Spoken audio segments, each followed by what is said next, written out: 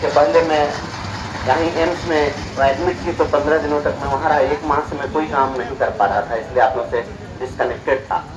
आपकी इसमें कोई ऐसी मांग नहीं है जिस मांग को सरकार कह दे यह अनुचित है या इस मांग को पूरा करने के लिए सरकार को किसी प्रकार की कोई परेशानी होने वाली।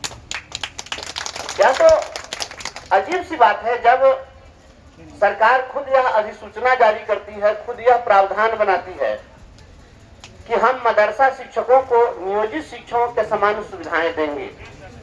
तो जब आपने ही यह अधिसूचना जारी की तो उसके बाद अपनी ही बनाई हुई अधिसूचना को आप क्यों नहीं मानेंगे? 2013 तक मदरसा शिक्षकों को आप सामान्य शिक्षकों की तरह वार्षिक वेतन वृद्धि की सुविधा देंगे, आवास भत्ता देंगे, चिकित्सा भत्ता देंगे और बाद में कहेंगे कि हम आपको ये सुविधाएं नहीं देंगे। क्यों? ये हिंदुस्तान के रहने वाले नहीं हैं क्या? ये बिहार के रहने वाले नहीं हैं क्या? ये शिक्षक नहीं है? देखिए, एक बात मैं आपको कहना चाहता हूं, सियासत करने वाले लोग, इसमें बहुत सारे लोग वीडियो भी रिकॉर्ड कर रहे हैं, इस देश के अंदर और खास करके हमारे बिहार के अंदर जो सियासत हो रही है, उस सियासत में हमने यही महसूस किया है कि जितने भी अल्पसंख्यक समाज के लोग हैं उनको इन लोगों ने ढोल बजवा बना के रखा है कि हमारी बाराती सजेगी और आप ढोल बजाते रहे। या मैं सोचता हूं कभी कभी आपको अगर तंग किया जाए, आप टोपी पहनते हैं, दाढ़ी रखते हैं तो आपकी पहचान हो कि मौलवी हैं, मौलाना हैं। आपको अगर कोई कहीं रास्ता में घेर करके और आपको कोई तंग करे, कोई परेशान करे और वीडियो और वायरल हो तो एक जमात है जो उस पर खुशी मनाने के लिए, जश्न मनाने के लिए तैयार बैठा। और मदरसा शिक्षकों के साथ अन्याय हो ताकि यह मैसेज सोसाइटी में जाए कि मदरसा के शिक्षक परेशान हो रहे हैं, ताकि कुछ लोग जो अतिवादी लोग हैं वो खुश हो इससे कि यह सरकार ठीक कर रही है इन लोगों के साथ में, इन लोगों को पूरा अधिकार नहीं मिलना चाहिए।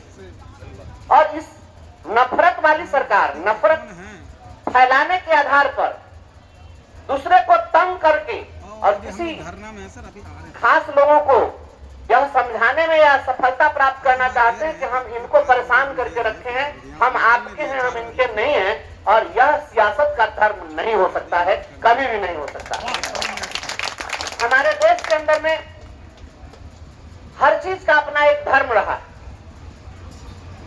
हमारे यहाँ युद्ध का भी धर्म होता था। जब महाभारत का युद्ध हुआ उसमें कुछ नियम कानून बनाए गए। उसमें हुआ था कि जब सूर्यास्त हो जाए तो सूर्यास्त के बाद कोई किसी का शत्रु नहीं होगा। युद्ध के मैदान में दो लोग आपस में लड़ रहे हैं, एक दूसरे की जान लेने को आतुर हैं और सूर्यास्त के बाद वो दोनों बैठ करके भाईचारे के साथ बात करेंगे। हमारे यहाँ दुश्मनी का भी धर्म था। हमारे यहाँ हर चीज का एक धर्म होता था। नियम बना था कि एक व्यक्ति से एक व्यक्ति लड़ेगा। कोई अश्वरोही है, घोड़ा पर सवार है तो घोड़े पर सवार वाले से लड़ेगा। कोई पैदल सैनिक है, पैदल वाले से लड़ेगा। रथ वाला से लड़ेगा। हाथी वाला से लड़ेगा। उसका एक धर्म बनाया गया था। जिस देश के अंदर युद्ध का भी धर्म होता था, आज वही देश और वही राज्य धर्म की राजनीति कर रहा है और राजनीति अपना धर्म भूल गया। राजनीति का क्या धर्म होना चाहिए ये लोग भूल गए। मैं तो शिक्षक हूं, मैं सदन के अंदर भी जब खड़ा होता हूं तो कभी मैं यह नहीं कहता कि मैं विधान पार्षद हूं। मैं वहां भी कहता हूं कि मैं शिक्षक हूं और मैं शिक्षक पहले हूं, विधान पार्षद बाद में हूं। और विधान पार्षद में परिस्थिति के हिसाब से हूं। कल मैं रहूं ना रहूं तो कोई फर्क नहीं पड़ता है। मैं जिस चीज के लिए लड़ रहा था, जिस चीज के लिए कल संघर्ष कर रहा था, वही मैं आज कर रहा हूं, वही मैं कल भी करूंगा। लेकिन मदरसा शिक्षकों के साथ जो कुछ भी हो रहा है, जहां पर इस राज्य के अंदर लगभग 3000 प्राथमिक विद्यालय बंद कर दिए गए। ये प्राथमिक विद्यालय क्यों बंद किए गए? इन्होंने नवसृजित विद्यालय खोले कि हम विद्यालयों का सृजन कर रहे हैं, नया स्कूल खोल रहे हैं। लेकिन इन्होंने जो स्कूल खोला उसको कहीं पेड़ की छांव में चलाना शुरू किया, कहीं सामुदायिक भवन में चलाना शुरू किया, किसी के दरवाजे पर चलाना शुरू किया। इनके पास जमीन नहीं थी, बिल्डिंग नहीं थी, और एक प्राइमरी स्कूल खोलने के लिए इनके पास जमीन नहीं मिल सकी, इनके पास भवन नहीं हो सका, तो इन्होंने लगभग 3000 प्राथमिक विद्यालयों को बंद कर दिया।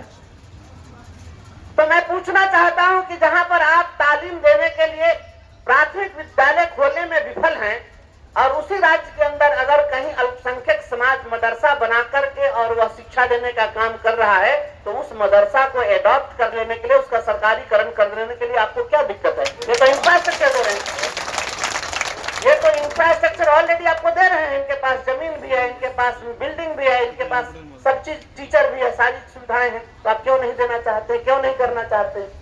तो मैं निश्चित रूप से दावे के साथ कह सकता हूं कि यह इनकी नियत में खोट है, और यह नियत में खोट होने के कारण ही ऐसा कर रहे हैं। लेकिन हम लोगों को इस पर कुछ काम करना चाहिए। हम तो 1 माह से तो इधर परेशान रहे हैं, और फिर देखिए ऐसा है, मेरे साथ तो जीवन में ऐसा चलता है कि एक मुसीबत से उबरो, दूसरा एक सिर पर फिर जिम्मेवारी आ जाती है। अभी तुरंत उभरे भी नहीं थे कि देखिए फिर आगे स्नातक का वोटर बनाना है, फिर चुनाव होने वाला। अब एक साइकोलॉजिकल प्रेशर अब हो गया, अभी इसको वोटर बनाना पड़ेगा। काम धंधा छोड़ के यही करिए। फुल फ्लेज अगर टाइम रहे तो आदमी कुछ काम करे, रात में लिखे पढ़े, कुछ बोले, कुछ करे। हम तो दूसरा कुछ करते नहीं, इसके अलावा कुछ हम कर सकते हैं। मुझे आता भी नहीं है संघर्ष के सिवा दूसरा कुछ मैं जानता भी नहीं। मैं बस केवल और केवल हम यही चीज कर सकते हैं, तो यह काम हम अच्छा से कर सकते हैं। इस मुद्दे पर आपने जो दिया है मांग पत्र, इस मांग पत्र के आलोक में, कल तो संभव नहीं है, कल मैं यहाँ नहीं रहूंगा, मुजफ्फरपुर में मेरी व्यस्तता है। मैं कोशिश करूंगा कि परसों मैं आऊं और यहाँ पर आकर के संबंधित पदाधिकारियों से मैं कोशिश करूंगा कि एसीएस से मैं मिलूं, और मिल करके और एसीएस से मैं बात करता हूं, और मैं कहता हूं कि इनकी जो मांग है ऑलरेडी